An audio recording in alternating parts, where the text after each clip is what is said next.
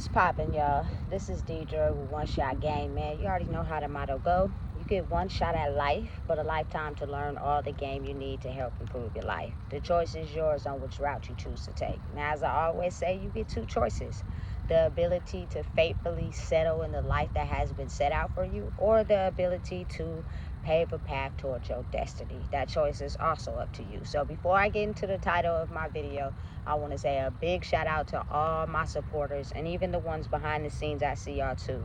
So look, a lot of people be scared to speak up because of the repercussions that come with speaking up.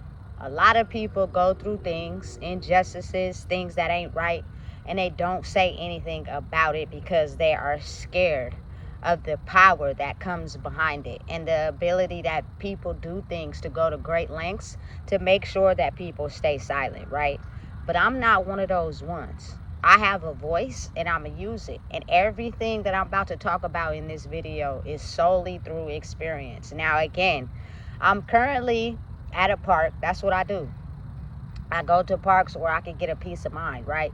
And this park that I'm at is also the same park that me and my daughter had to spend one night in because I didn't have anybody to call. And this is when a big major injustice was done on me that they know is wrong, and I'm gonna get into details about that. So because I see the city of Sacramento, you know what I'm saying, here now this early in the morning, trying to make sure that the homeless are not sleeping in the park, because it was quite a few people there, not just us. But the fact that it's empty now, right, and the mass manipulation they put out on the news of how they got all these programs and how they're doing this to protect the city, I need people to know that it is a big corruption going on behind the scenes that people can't see because a lot of people are stuck in the matrix and they only oftentimes believe what people tell them. And then you have a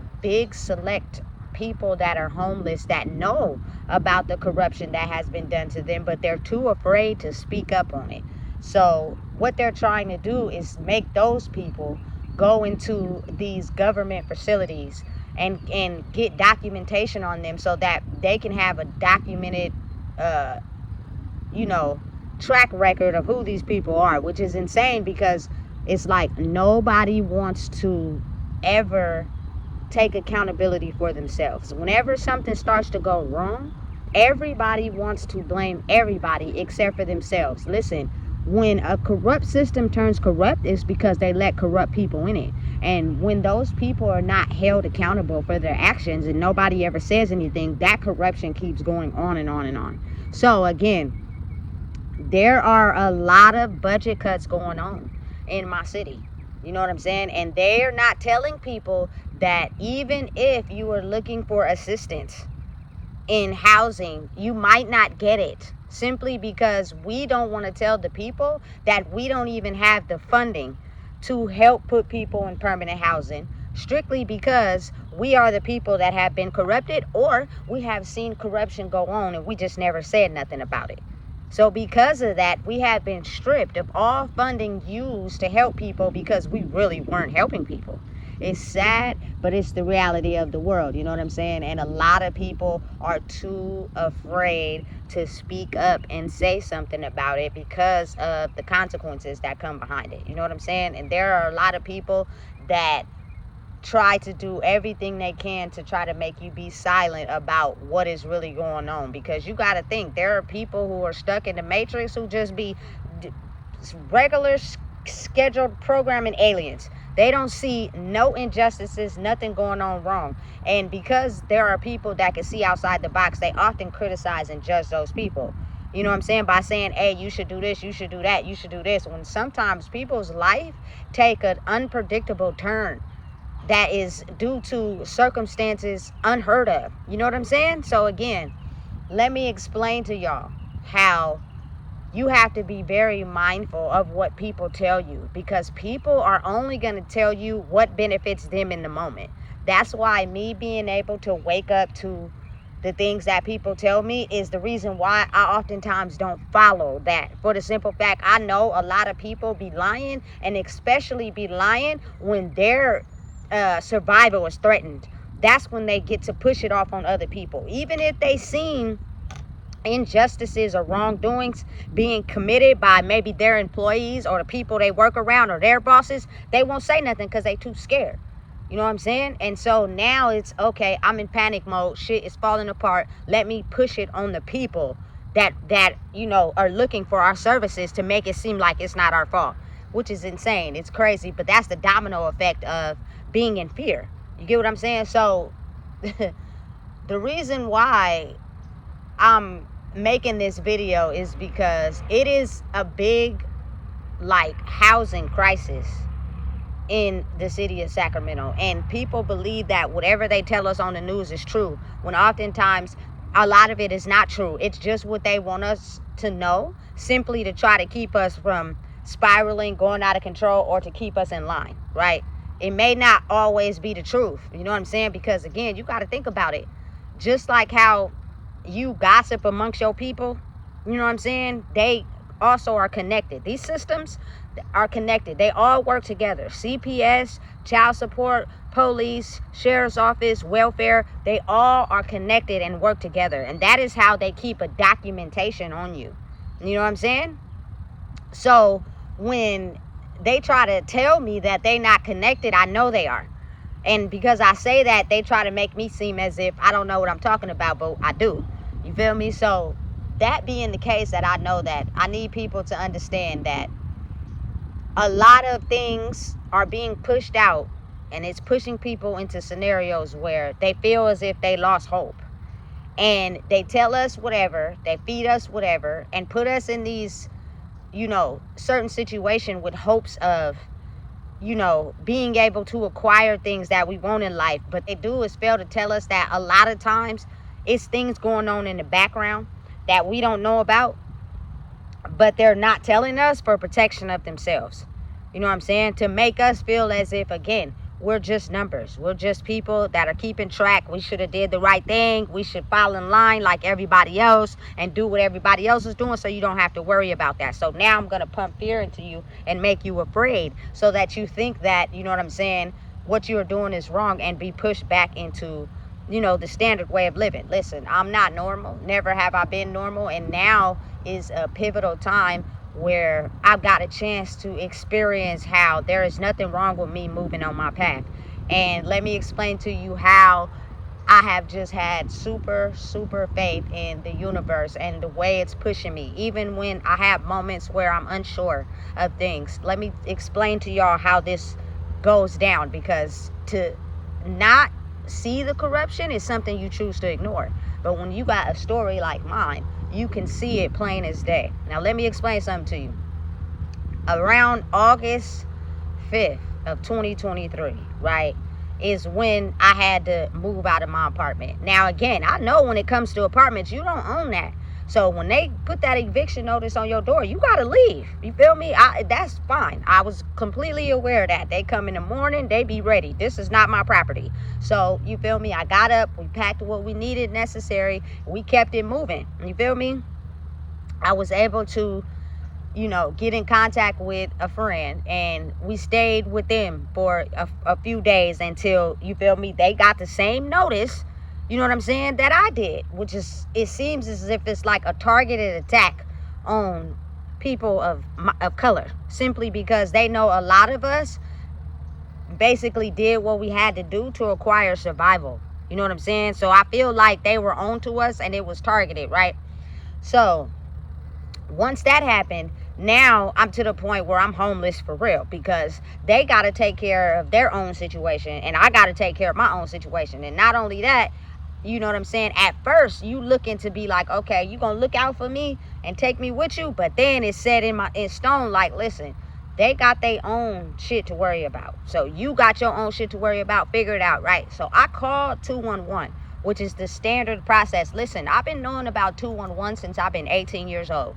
when me and the person I was with at that time, we was homeless from time to time, and 211 was the greatest resource to help you, you know, get bills paid, or, you know what I'm saying, find temporary housing, whatever. That's the resource they say go to. But when they don't have no resources, they won't come out and say that. You know what I'm saying? They'll just make you believe something until the situation happens, and now you're stuck in a mental loop because you're thinking you're reaching out to someone that has resources when you call them and they say they don't, right?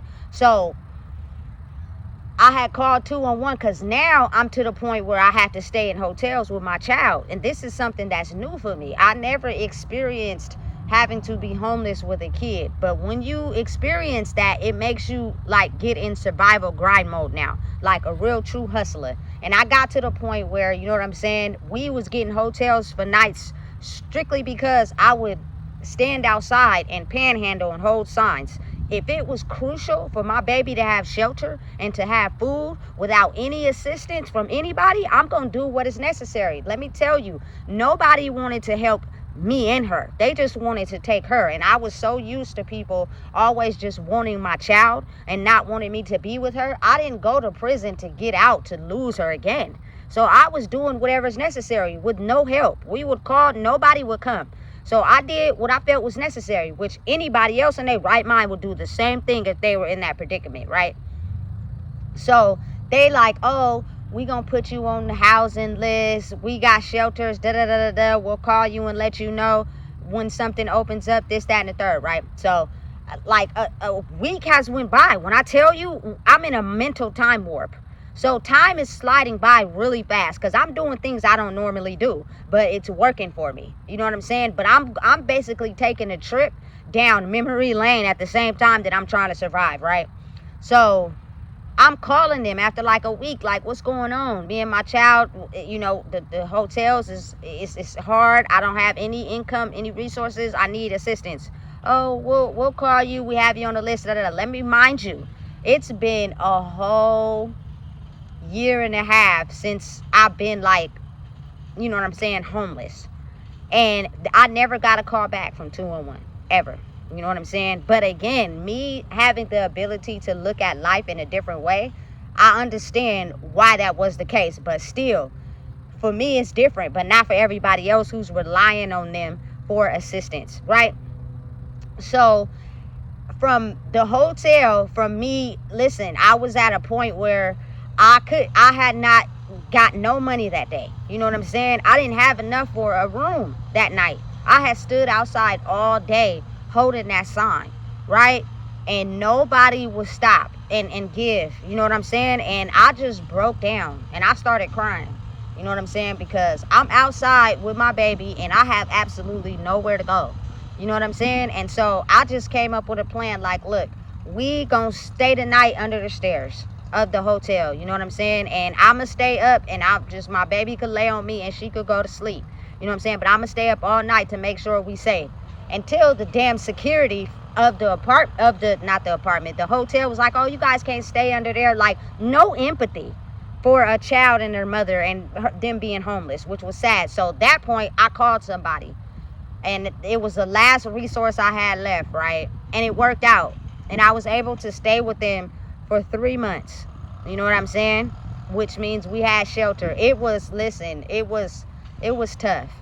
It was tough, but I got through the experience. So in the process of that, in October of 2023, you know what I'm saying, I had found out that my grandmother had passed away, right? And let me help y'all understand something. The house, the mobile home my grandma lived in was owned by her. She bought that outright, right? So once I found out that she passed away, you know what I'm saying, I was like, all right, I needed to get out of the situation I was in because it was becoming too hectic. When people see something in you and they feel like you got some type of status, they start targeting you on purpose just because they feel some type of way internally. You know what I'm saying? Even though they may be related to you, have a bond with you, their spirit doesn't like the fact that you getting something that they've been working hard all their life for. I don't know why it's like that, but that's just the way it is. And the people closest to you be the first to target you first, right? So because it started to get complicated there, I was relieved to be able to, you know what I'm saying, go to my grandmother's house. And be able to stay there. I just had an inkling, like, woke up one day like, look, should I keep staying here or should I go there?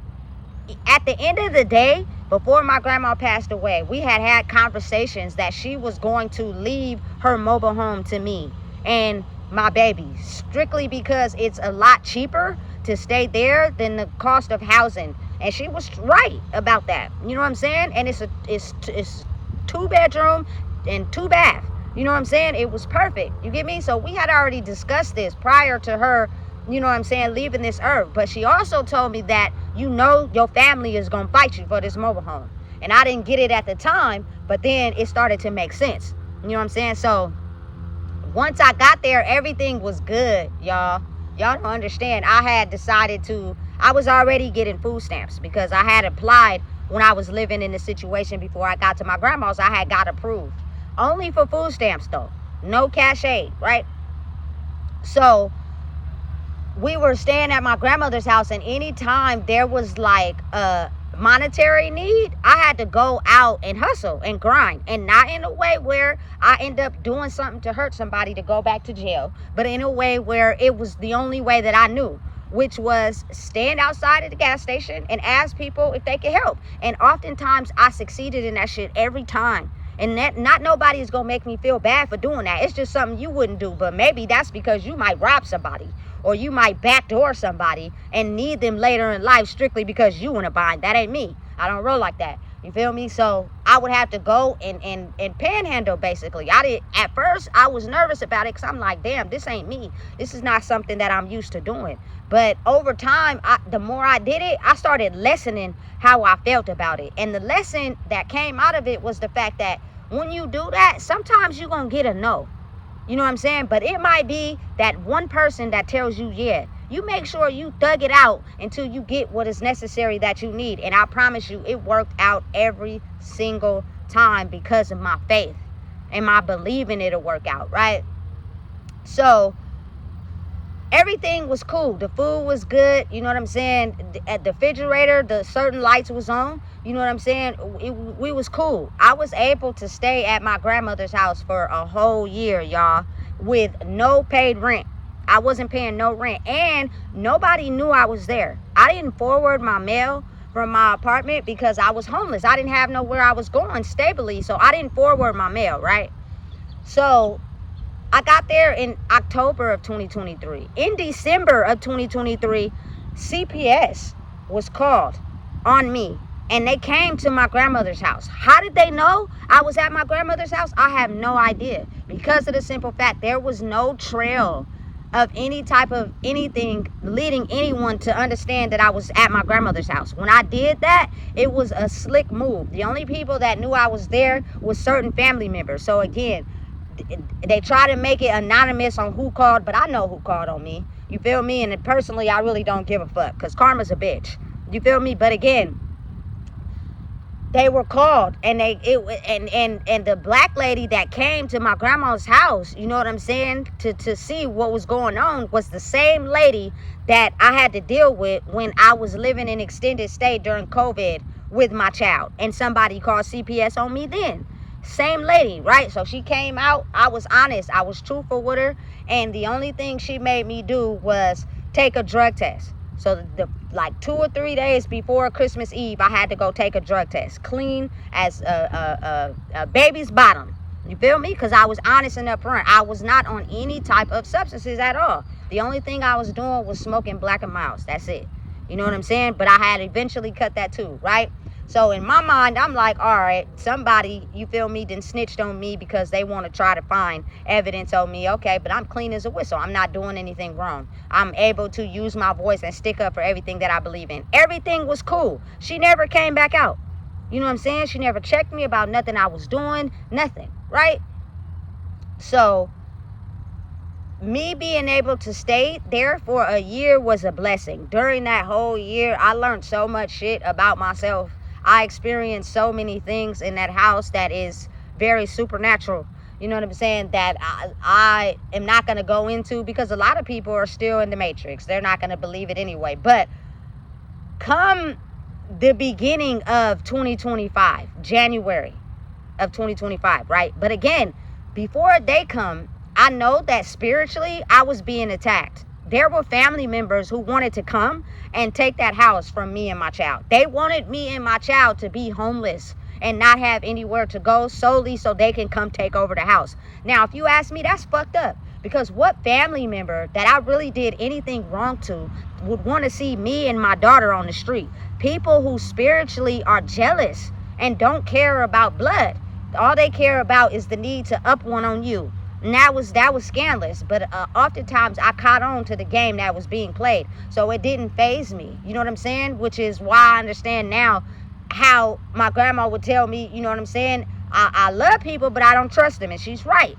Because when people feel to one up you, if their spirit is dirty, nigga, they gonna do everything they can to rob you of, you feel me, having anywhere to stay. I had a family member tell me I was squatting and all types of shit. And this, mind you, this is blood. Mind you, this is me and my kid having nowhere to go. And we had shelter, we were protected, it was raining. Anybody in their right mind would be like, you know what, I'm happy that you're there. Especially if they got their own shelter, because I don't have to worry about y'all being outside. It's unsafe, but not mine. You know what I'm saying? So for a year and maybe 2 months, I was able to stay there. Everything was straight, right? But January, the ending of January 2025, you know what I'm saying? I know that it was hella gossip being done amongst people that claim to be there for me, especially family. They were doing everything in their power to make sure I wasn't able to stay there. And they may not have said it to me directly, but spiritually, they were having conversations together and they were figuring out a way to get me out of there. You feel me? And that's how strong spirituality works. So again, January of 2025, I was served with an eviction notice to get out of there. I don't know how I was served with it, especially when nobody had a clue that I was there. So when they served me the papers, I'm not going to lie, yeah, it's me. But how did someone know I was there? It's because people in your family that knew you were there spiritually attacked you. And they made sure that they knew so you can get out of there so that you wouldn't boss up. And the only thing I'm thinking about is me and my child having safety, having shelter, which anybody else in their right mind would think the same thing, right? So January 22nd of 2025 is when they came. I'm in the shower. They come to the back door because I kept all the windows and doors locked and tried to pull the door open. And that's when my baby came to me in the shower, was like, Mom, somebody's at the back door, da, da, da. So I go to the front door. I open it. All the Sacramento Sheriff's police officers walk in, right? And they're standing there and they're telling me, oh, you have 30 minutes to get your stuff together and everything you need and get out, da, da, da, da. Not only that, the people that own the mobile home park are changing the locks. Now, correct me if I'm wrong, but when you own a property, my grandmother owned that property, that is illegal to do. There was no explanation of them to be able to come and change the locks on my grandmother's house that they do not own. You cannot do that.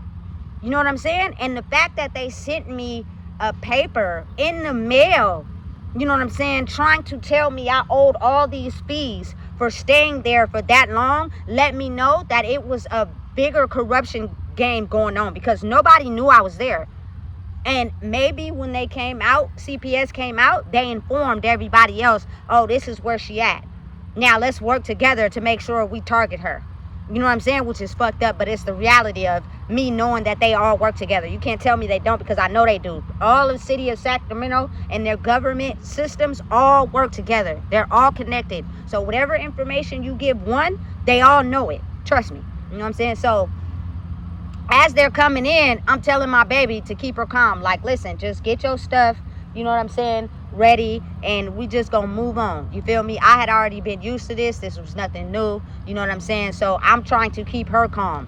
Now, I decided to get loud with one of the sheriff's officers because they decided to talk to my daughter like she's an adult. She's not an adult. She's a child. Don't talk to her. Talk to me. But when they try to mind manipulate, they're going to go after kid because they're more easy to control and impress. And she's responding. She don't know no difference. You feel me? She just think of them as authority and talking to them. I said, please don't talk to my child. Oh, we were just trying to manipulate me. No. If anything you got to say it to me. Right? Okay, well, you know you only got 15 minutes to get dressed. I'm still undressed from taking a shower. I was in the middle of a shower when my baby came and told me somebody at the door. I went and opened the door for them. They came in, right? Mind you, they all have sunglasses on inside my house. One of the officers comes in and says, oh, this is how y'all was keeping the house warm, with the stoves on. No, he said, oh, you got the stoves and the ions. This is so dangerous. And I said to him, well, how else are you going to keep the house warm? You know what I'm saying? And then as I'm getting dressed and they're standing there, I'm walking by them and I was like, you know, my grandmother owned this house. This house is hers. One of the sheriff's officers says in plain day, they should be able to go to probate court, right? And hold on for a second, because they intentionally do this on purpose.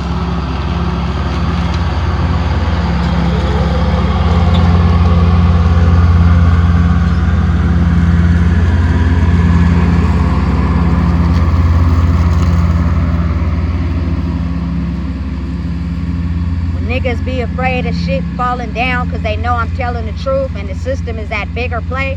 This nigga on the fucking lawnmower gonna come by me right on purpose when it's hella other green space. You could be mowing the lot. But anyway, he was like, oh, you should have went to probate court. Right, I know that y'all can't come in here and just change the locks to my grandmother's house because this is not y'all property.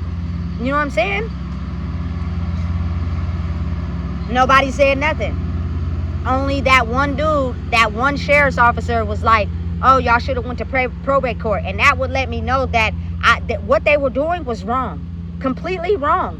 But when you have a higher up who threatened your survival, you're going to do whatever you can necessary to push us out. This has happened since way before I was born. Black people of my culture would own these properties, and people of that were white and in power would come and move them out. You know what I'm saying? And also it was part of a bigger plan. It was just beyond me, because I knew deep down that what they were doing was illegal. You know what I'm saying? And they know it was illegal. You feel me? And the people that own, you feel me, Southgate Mobile Estates changed the locks and tried to boot me out. You know what I'm saying? I wasn't allowed entry. I couldn't get none of my stuff. They locked everything. You feel me? Because of the fact they were jealous and spiteful. And now it was a man who owned, you feel me, the property. So he was just completely not wanting to talk to me. He looked like a Mexican Grinch. You know what I'm saying? He was upset. He was mad because people be solely about money. And they just were not understanding how I was able to, you feel me, acquire that at my grandmother's house that she owned, right? Okay, cool. So the officer trying to talk to me, oh, we got all these programs, da-da-da-da. I don't need y'all help, because I know that the programs that y'all offer are not able to help people strictly because there's no funding there, and y'all know that. Y'all are completely behind a big corruption scheme, and y'all know it, and I was upset. You feel me? So from that day on, I got into a mindset where I was distraught for a little bit. I ain't gonna lie. You know what I'm saying? Because I was trying to figure out, like, what am I gonna do next? It just happened to be the fact that they cut me off of aid. I got aid for 2 months, and then they cut me off right when the police came and kicked me out. So I didn't have nothing, right? So we went, and the last resort I had was for us to sleep at the park, me and my baby. It was the roughest situation I'd ever put myself in. But people are going to talk about it, but you niggas wasn't there to help either. So I could give a fuck about what anybody got to say. You know what I'm saying? It was so cold, y'all. My damn feet was frozen. Not only that, I kept waking up because I felt like I was being watched. You know what I'm saying? So that I woke up that day and I was like, look, this ain't it. We ain't doing this no more. So what I did was I went downtown to Mary's house. We were able to take a shower. They fed us, you know what I'm saying? And gave us a paper for resources. I called 211 again.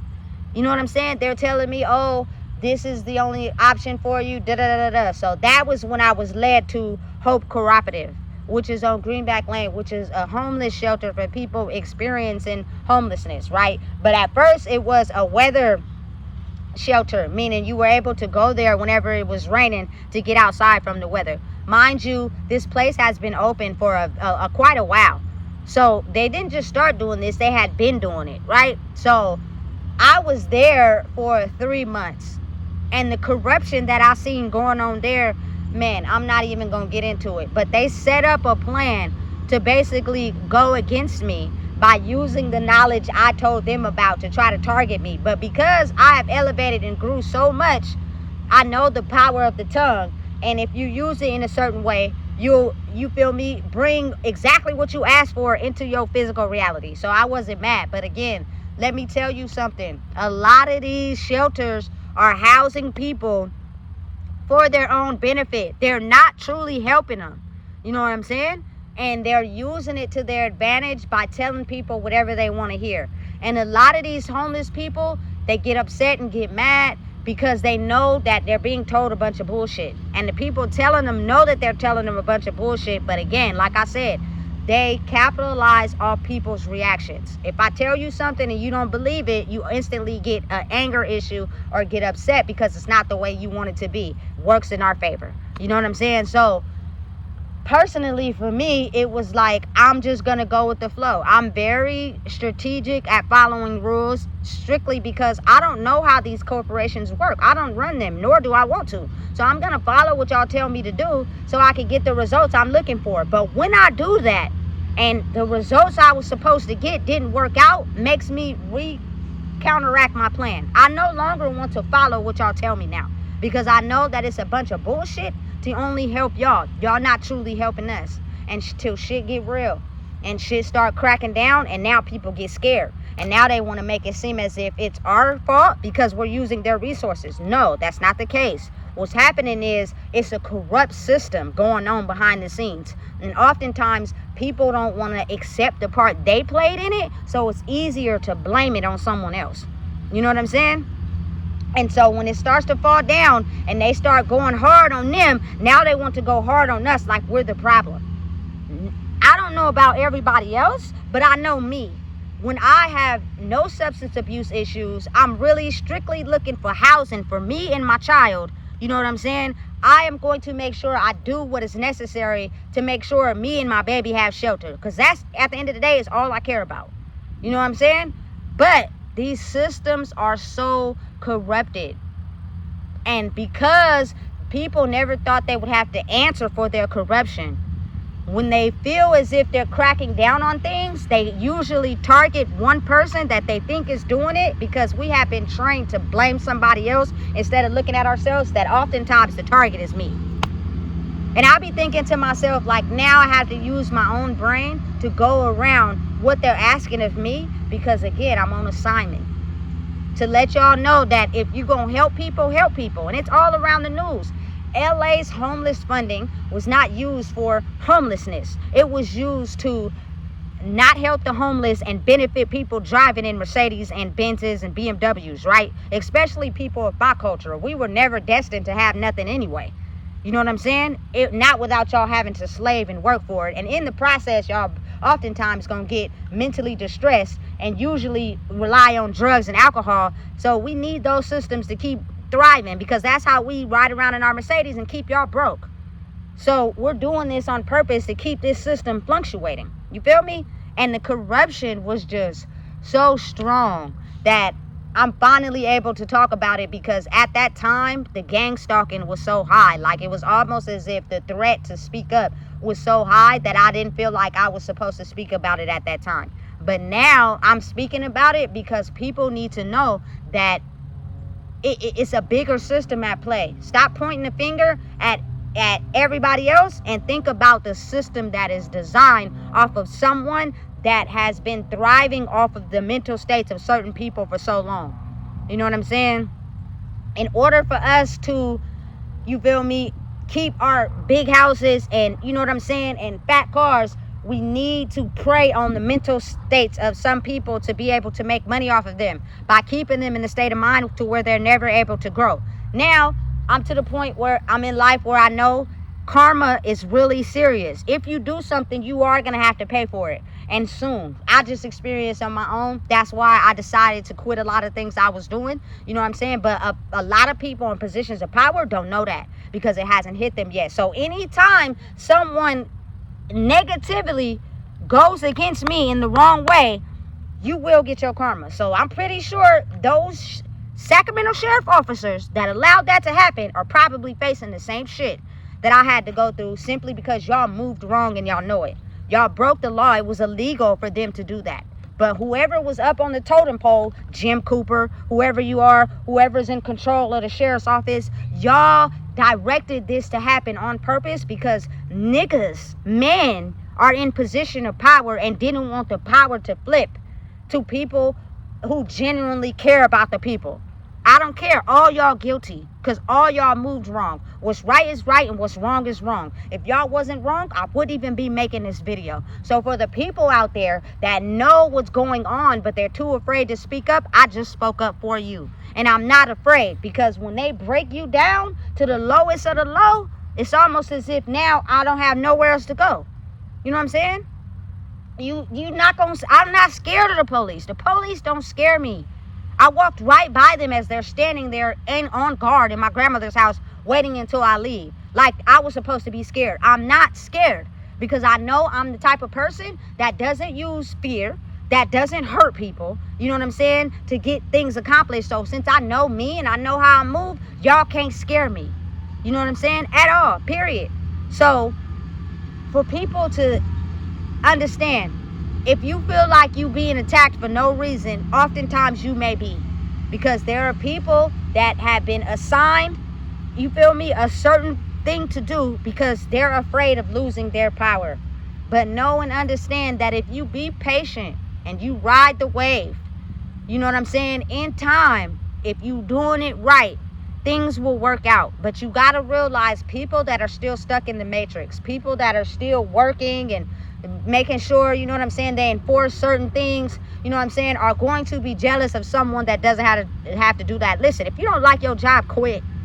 But I say this to say in this video, like the city of Sacramento is here at this park trying to enforce homeless people from sleeping there. But where else are they supposed to go when some of them have been a victim of injustice and corruption and y'all know it? You feel me? And stop telling people they might have a long-term solution if y'all don't even have the funding to help people. It's all over the news. People are not stupid. I get into some corporations and the staff tell me how there are budget cuts happening. So I'm not dumb. You know what I'm saying? Stop telling people what y'all want them to hear to protect y'all and be honest and tell them the truth. You know what I'm saying? Me personally, money can be printed on a piece of paper. If you really wanted to prevent budget cuts and help everybody, you could.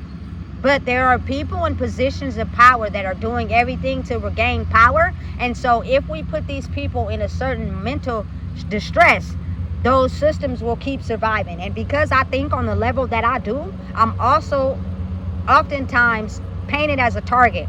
Not just from people up above the totem pole, but from people close to me, you feel me? And people far away from me that don't even know me. And guess what? I don't care. I was not awarded the ability to see through the veil for no reason. It is time, you know what I'm saying, that people are able to see the truth for what it is.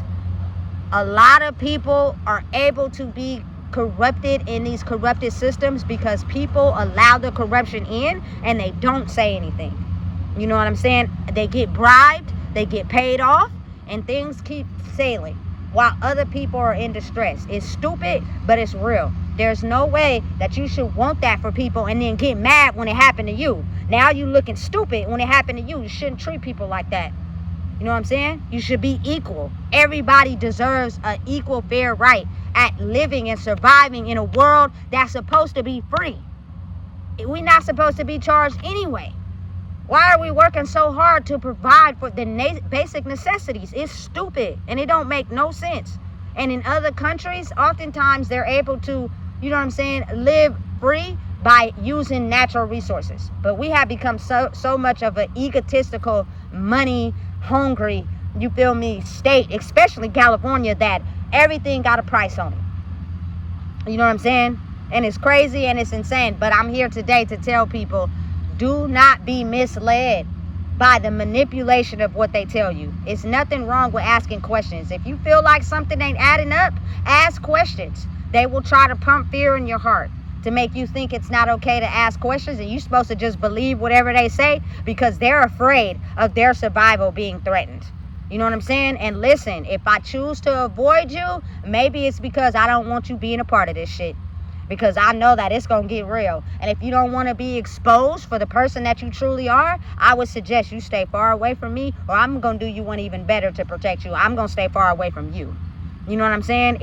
Listen, at the end of the day, you shouldn't get mad if you know you were involved in the corruption of other people for sole gain of yourself. And oftentimes, in reality, it all comes down to money. Bribes, you know what I'm saying? Payoffs, all things included to have people look the other way. Of the injustice of people. It's sad, but it's the reality. And you wonder why a lot of these corporate people be drinking, because they know at the end of the day, a lot of them got big drug habits too, because they may be corporate, but they dealing with a lot of shit on their hands. And oftentimes their boss is putting them in compromising positions to where they gotta move correctly to protect their survival. And when people do that and they know it's wrong, it starts to fuck with their head. But karma is paying a big price on people that choose to do that, which is why oftentimes they don't want me to talk. But guess what? I don't care. So listen, if you don't know what it is, I just told you. And that's the realest it's going to get.